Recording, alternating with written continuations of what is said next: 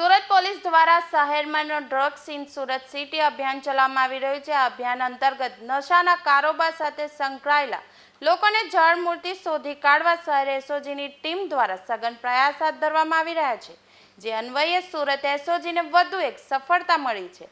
એસઓજીએ પ્રતિબંધિત health warning વિનાની સિગારેટના જથ્થા સાથે 2 ઇસમોને ઝડપી પાડ્યા છે।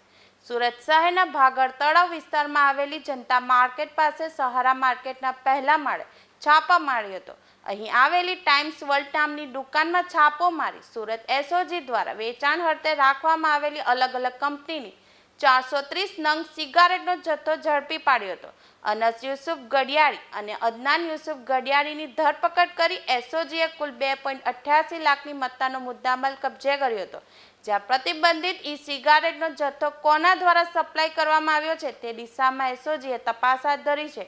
આ મામલે સુરત એસઓજી દ્વારા અઠવા પોલીસ મથકમાં ફરિયાદ નોંધાવતા પોલીસે ગુનો દાખલ કરી આગળની કાર્યવાહી હાથ ધરી છે।